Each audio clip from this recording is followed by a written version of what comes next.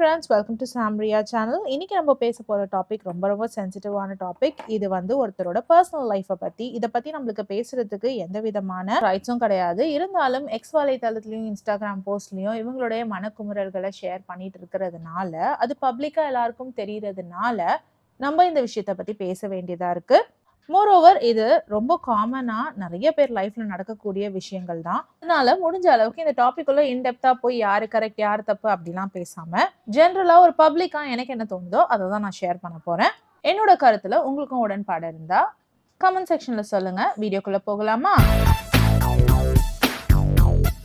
Aarthi and Jayam Ravi இவங்க ரெண்டு பேரும் டிவோர்ஸ் வாங்க போறதா ஏற்கனவே எக்ஸ் வலைதளத்துல ஜெயம் ரவி அவர்கள் பதிவு பண்ணிட்டாரு. சாரி, அவர் ஜெயம் ரவி இல்ல, இப்போ ரவி மோகன். இதை தொடர்ந்து ஆர்த்தி ரவி மேலதான் எல்லா குற்றச்சாட்டுகளும் வைக்கப்பட்டுச்சு. சோசியல் மீடியா ஃபுல்லா ஆர்த்தி ரவி தான் கோல்டிகர், அவங்களோட டாமினேஷன் தான் இந்த திருமண முறிவுக்கு முக்கிய காரணம்ன்ற மாதிரி எல்லா இடமும் பகிரப்பட்டு வந்துச்சு. இந்த விஷயத்த பத்தி ஒரு சில இடங்கள்ல ஜெயம் ரவி அவர்களே ஆமா கொஞ்சம் இப்படிதான் அப்படின்ற மாதிரி சொல்லியிருக்காரு.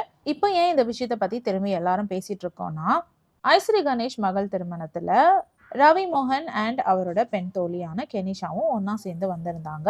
ஒன்னா சேர்ந்து வந்தது மட்டும் இல்லாம ஒன்னா உட்கார்ந்தாங்க, ஒன்னா கை பிடிச்சிட்டு போனாங்க. இது எல்லாத்தையுமே மீடியா கவர் பண்ணுச்சு. இந்த விவாகரத்து விஷயம் ஆரம்பிச்ச போதே அங்கங்க ரூமர்ஸ் பரவதான் செஞ்சுச்சு. அதாவது கெனிஷாவை ரவி மோகன் அவர்கள் டேட் பண்றாங்கன்னு சொல்லிட்டு இந்த விஷயத்த ரொம்ப ஸ்ட்ராங்கா ரவி மோகனும் சரி கெனிஷா அவர்களும் சரி இல்ல நாங்க ஜஸ்ட் ஃப்ரெண்ட்ஸ் தான், வேற ஒண்ணுமே கிடையாது எங்களுக்கு இடையேன்னு சொல்லிட்டு மறுப்பு தெரிவிச்சிட்டு இருந்தாங்க. ஆனா இந்த மேரேஜ் ஃபங்க்ஷனுக்கு கெனிஷா அண்ட் ரவி மோகன் ஒன்னா வந்தது ஏதோ ஒரு மெசேஜை கன்வே பண்ற மாதிரி தான் இருந்தது. நமக்கே அப்படி தோணும் பொழுது கூட வாழ்ந்த ஆர்த்தி ரவிக்கு தோணாதான் என்ன? தன்னை சுத்தி நடக்கிற எல்லா விஷயத்தையும் பார்த்துட்டு ஒரு வருஷமா மௌனம் காத்துட்டு இருந்த ஜெயம் ரவியோட வைஃபான ஆர்த்தி ரவி அவர்கள் தன்னோட மனக்குமுறல ஒரு அம்மாவா தெரிவிச்சிருக்காங்க. அதாவது ரவி மோகன் அவர்களின் மனைவியா இல்ல, உங்க குழந்தைகளின் அம்மாவா சில விஷயத்த இன்ஸ்டாகிராம்ல பகிர்ந்திருக்காங்க. நான் என்னோட மௌனத்தை கலைக்கிறேன் என் குழந்தைகளுக்காக. கடந்த ஒரு வருஷமா என் பக்கம் நியாயம் இருந்தோம் நான் பேசாம இருந்ததுக்கு காரணம் என்னோட குழந்தைகளுக்கு அப்பாவா அம்மாவா அப்படிங்கிற ஒரு குழப்பம் வந்துடக்கூடாதுன்றதுக்காக தான். இன்னைக்கு நீங்களாம் பார்த்துட்டு இருக்க காட்சி வேற, உள்ள நடந்த விஷயங்கள் வேற. உங்க யாருக்கும் நடந்தது என்னன்னு தெரியாது. 18 வருஷமா நான் காதலோடவும் அன்போடவும் கை கோர்த்து நடந்த ஒரு மனுஷன் என் கையை விட்டுட்டு போயிட்டாரு. என்னோட அப்பான்ற பொறுப்புல இருந்தும் விலகிட்டாரு. இன்னைக்கு புதுசா ஒரு உறவு வந்துருச்சுன்ற ஒரு காரணத்தினால பழைய உறவு அவருக்கு செங்கல் சுவர் மாதிரி தோணுது. என்ன சுயநலவாதி செல்ஃபிஷ் பர்சன் இந்த உலகம் சொல்லுது. அது உண்மையா இருந்தா இந்நேரம் நான் என் பசங்களோட பொறுப்பை விட்டு கொடுத்துட்டு நான் என்னோட பாதுகாப்புக்கும் சந்தோஷத்துக்கும் என்ன செய்யணுமோ அதை செஞ்சுட்டு போயிருப்பேன். ஆனா நான் அப்படி பண்ணல. அப்படி கணக்கு போட்டு வாழ்றதை விட காதலோட வாழ்றதே பெட்டர்னு நான் ஃபீல் பண்றேன். இன்னைக்கு வரைக்கும் நான் அப்படி வாழ்ந்ததை நினைச்சு வருத்தப்படல. ஆனா அதை என் பலவீனமா மத்தவங்க நினைக்கிறது தான் எனக்கு கஷ்டமா இருக்கு. என்னோட பிள்ளைகளுக்கு 10-14 வயசு தான் ஆகுது. அவங்களுக்கு என்ன நடக்குது, லீகலா என்ன நடக்குதுன்றத பத்தி ஒண்ணுமே புரியல. இருந்தாலும் எடுக்கப்படாத தொலைபேசி அழைப்புகள், நிராகரிப்பு இதெல்லாம் அவங்கள காயப்படுத்த தான் செய்யுது. நீங்க உங்க பேரை மாத்திக்கலாம், உங்களை உயர்ந்த நிலையில காட்டிக்கலாம், ஆனா அப்பான்ற பொறுப்பை தட்டி கழிக்க முடியாது. இன்னைக்கு எங்க வாழ்க்கையில குறுக்க வந்தவங்களால என்னோட பசங்க கண்ணீர் சிந்திட்டு இருக்காங்க. இந்த கண்ணீர் எதிரொலி எப்பவுமே உங்களுக்கு கேட்டுக்கிட்டே இருக்கும்ன்ற மாதிரி மீடியாலாம் என்ன ரவியோட முன்னாள் மனைவின்னு குறிப்பிட்டு காட்டுறாங்க. எங்களுக்குள்ள இன்னும் லீகலா டிவோர்ஸ் ஆகல. என்னோட இன்ஸ்டாகிராம் பக்கமும் ஆர்த்தி ரவின்ற பேர்ல தான் போய்கிட்டு இருக்கு. இதனால என்ன யாரும் ஜெயம் ரவியோட முன்னாள் மனைவின்னு குறிப்பிடாதீங்கன்னு போட்டிருக்காங்க. இப்போ நான் பழி தீக்கிறதுக்காகவோ இல்ல விக்டிம் கார்டு பிளே பண்றதுக்காகவோ இந்த போஸ்டை போடல. இப்பவும் நான் பேசலன்னா ஒரு அம்மாவா நான் ஃபெயில் ஆயிடுவேன். இந்த தருணத்துல நான் அழாம கத்தாம என் பசங்களுக்காக நிமிர்ந்து நிக்கணும் அப்படின்னு போட்டிருக்காங்க. ஒரு போஸ்டுக்கு பிறகு ஆர்த்தி ரவிக்கு ஏகப்பட்ட சப்போர்ட்டும் ஜெயம் ரவி அவர்களை கொஞ்சம் பேர் திட்டவும் ஆரம்பிச்சிட்டாங்க. ஆனா இந்த விஷயத்துல கொஞ்சம் அமைதியா இருக்க வேண்டிய கெனிஷா அவர்கள் தன்னை ஒரு தெரபிஸ்டாவும் தன்னை ஒரு சாஃப்ட் சோலாவும் தன்னை ஒரு அமைதிக்கான பிறப்பிடமா காட்டிக்கிற கெனிஷா அவர்கள் இதெல்லாம் நான் சொல்லலைங்க, அவங்களே சொல்லிக்கிட்ட விஷயம் தான். அவங்களோட இன்ஸ்டாகிராம் போஸ்ட்லயும் அவங்க இன்ஸ்டாகிராம் பேஜ்லயும் அவங்களே எழுதி வச்சிருக்கிறதான் நான் படிச்சு சொல்றேன். ஒரு சிங்கர் அண்ட் ஸ்பிரிச்சுவல் தெரபிஸ்ட்னு போட்டிருக்காங்க.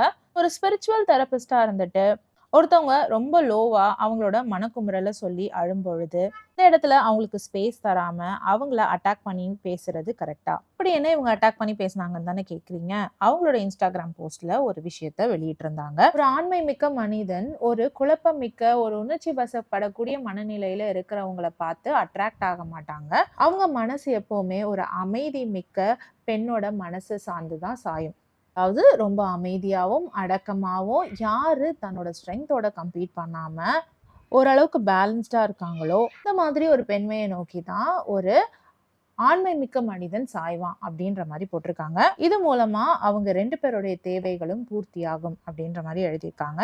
ஏமா இதுல எங்கேயுமே ரவியோட பேரையோ இல்ல அவங்களோட மனைவி பேரையோ எழுதலையே, நீ எதுக்குமா இதுல அவங்கள கொண்டு வர அப்படின்னு நீங்க கேட்கலாம். ஆனா ஆர்த்தி எப்போ அந்த போஸ்ட போட்டாங்களோ அதுக்கு பின்னாடி இருந்தே கெனிஷா கிட்ட இருந்து ஏகப்பட்ட ரெஸ்பான்ஸ் வர ஆரம்பிச்சிடுச்சு. கெனிஷா ஏற்கனவே தனக்கு சப்போர்ட்டிவா ஜெயம் ரவி விஷயத்துல வந்த ஒரு கமெண்ட் எடுத்து தன்னோட போஸ்ட்ல பதிவிட்டிருந்தாங்க. அந்த போஸ்ட்ல கெனிஷா, நீங்க என்ன முடிவு எடுக்கணுமோ அதை எடுங்க, இது உங்களோட வாழ்க்கை. ஏதோ ஒரு பொண்ணு தன் அம்மான்னு சொல்லிட்டு ஒரு எமோஷனல் இல்ல ஒரு விக்டிம் கார்டு ப்ளே பண்றாங்கன்னா அதுக்கெல்லாம் நீங்க இரையாகணும்னு அவசியம் கிடையாது. யாரு தன்னோட கணவனோடையோ இல்ல தன்னோட அம்மா அப்பாவோட பணத்தை உறிஞ்சிக்கிட்டு வாழ்ந்துட்டு இருக்காங்களோ அவங்கள விட நீங்க எவ்வளவோ பெட்டர் அப்படின்ற மாதிரி ஒரு ரிப்ளை வந்திருந்தது. அந்த ரிப்ளை எடுத்து ஒரு போஸ்டா கெனிஷா ஷேர் பண்ணியிருந்தாங்க. இதுதான் நான் பார்த்ததுலேயே ஒரு ஆப்டான கமெண்ட் அப்படின்ற மாதிரி போஸ்ட் போட்டிருந்தாங்க. அதுக்கு பிறகுதான் கெனிஷா தன்னோட ஸ்டோரியில இந்த மாதிரியான போஸ்டுகளை தொடர்ந்து போட்டுக்கிட்டு இருக்காங்க.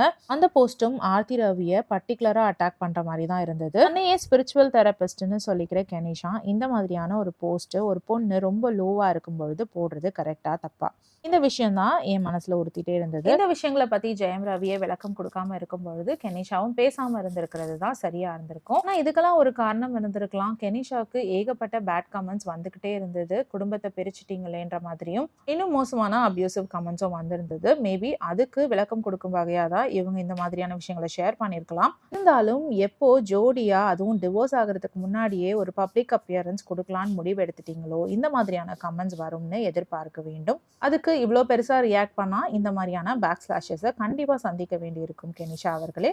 இந்த இடத்துல ஆர்த்தி சரினோ இல்ல ஜெயம் ரவி சார் சரினோ இங்க நான் எதுவுமே பேச வரல. ஆனா ஜெயம் ரவி சார்பா கெனிஷா பேசிட்டு இருக்காங்க பாத்தீங்களா, அதுதான் கொஞ்சம் தப்பா போகிற மாதிரி தோணுது. எண்ட் ஆஃப் த டே இது அவங்கவுங்க லைஃப், அவங்களோட பர்சனல் சாய்ஸ். இதுல வந்து மூக்க நுழைக்க நம்ம யாருமே கிடையாது. ஆனா இது எல்லாமே ஒரு லீகலா இவங்க 2 பேர் பிரிஞ்சதுக்கு அப்புறமா நடந்ததுன்னா யாருமே கேள்வி கேட்க போறது கிடையாது. அது மட்டும் இல்லாம பர்சனலா வைக்காம பப்ளிக் ஆக்கும் பொழுது இந்த மாதிரி 4 பேர் பேசதான் செய்வாங்க. இந்த விஷயம் செலிபிரிட்டிஸ் லைஃப்ல மட்டும் நடக்கிறது கிடையாது. நார்மலா நம்மளோட அக்கம் பக்கத்து வீட்லயும் நடக்கிற விஷயமா தான் இருக்குது.